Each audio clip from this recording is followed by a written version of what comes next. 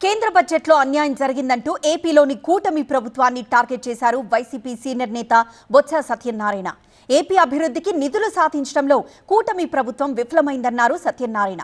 కేంద్రంలోని సంకీర్ణ ప్రభుత్వానికి 16 మంది టీడీపీ ఎంపీల మద్దతున్నప్పటికీ రాష్ట్రానికి నిధులు సాధించడంలో టీడీపీ విఫలమైందని విమర్శించారు.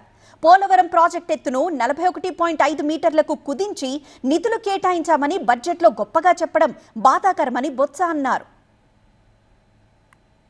కానీ నిన్న జరిగిన సమావేశంలో చూస్తే బీఆర్ సాధించింది కానీ ఆంధ్ర రాష్ట్రం మాత్రం ప్రయోజనం పొందలే.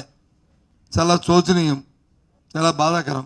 దీన్ని బట్టి చూస్తుంటే తెలిసింది ఏమిటంటే ఈ రాష్ట్రంలో కూటమి ప్రభుత్వంలో ముఖ్యంగా ప్రధానంగా ఉన్న తెలుగుదేశం పార్టీ కానీ ప్రాధాన్యతలు వేరు, రాష్ట్ర ప్రయోజనాలు ముఖ్యం కాదు, వాళ్ళ రాజకీయ ప్రయోజనాలే ముఖ్యం అనేది ఈ బడ్జెట్లో తేటతెల్లం అవుతుంది. మనకి జీవనాడైన పోలవరాన్ని 45.72 మీటర్లు ఎత్తున్న దాన్ని 41 మీటర్లకి కుదిస్తూ దానికి నిధులు కేటాయించామని గొప్పగా చెప్పుకునే నేపథ్యం కూడా జరిగింది. చాలా బాధాకరం. ముఖ్యంగా వైద్య రంగంలో అయితే సుమారు 75,000 మెడికల్ సీట్లని పెంచబోతున్నాం, దేశవ్యాప్తంగా కూడా ఇవ్వబోతున్నాం అనే విషయాన్ని వాళ్ళు పొందుపరిచారు. ఈ ప్రభుత్వం వచ్చిన కొత్తగా వెళ్ళి గత సంవత్సరంలో రావాల్సింది సాక్షాత్ ప్రభుత్వమే మీరు వచ్చి సీట్లని మాకు కేటాయింపు పక్కర్లేదు అని చెప్పి లేఖ రాసిన విషయం వాస్తవంగా అందరికీ తెలిసిన విషయమే.